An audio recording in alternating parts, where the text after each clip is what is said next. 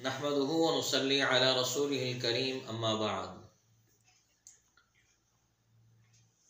आज हम आपको बताएंगे कि ईमान की शराइत क्या है।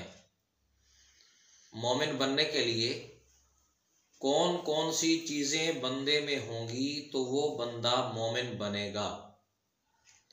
वो कुल 7 शराइत हैं जिनसे बंदा मोमिन बनता है और ये हर मुसलमान को पता होना ज़रूरी है।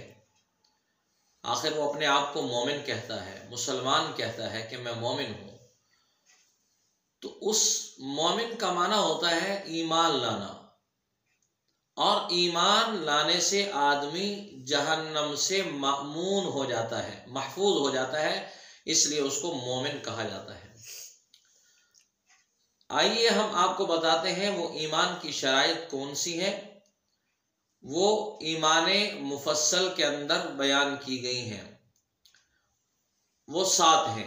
आमन्तु बिल्लाहि व मलाइकतिहि व कुतुबिहि व रुसुलिहि वल यौमिल आखिरि वल क़द्रि खैरिहि व शर्रिहि मिनल्लाहि तआला वल बअसी बअदल मौत।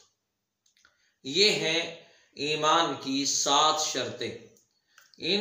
इन 7 चीज़ों पर ईमान लेकर आना ज़रूरी है। इसका हम आपको तर्जमा बताते हैं।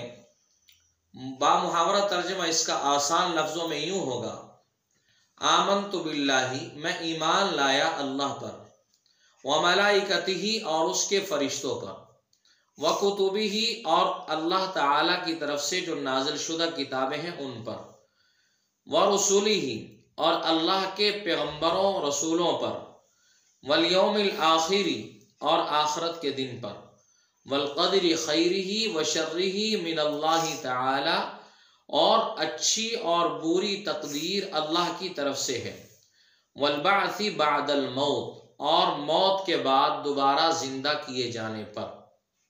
इसलिए मुसलमानों, इन 7 शर्तों को अपने जहन में बिठा लें ताकि हमें ये तो मालूम हो कि हम मुसलमान हैं और मोमिन है, किस चीज़ पर ईमान लाना है। तो ये 7 शर्तें हैं ईमान की, जिनसे बंदे का पता चलता है ये मोमिन है या नहीं है।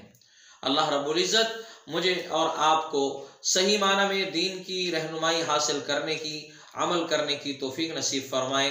हमारी इन वीडियोज़ को ज़्यादा से ज़्यादा शेयर फरमा कर सदक़े जारिया में हिस्सा हासिल फरमाए।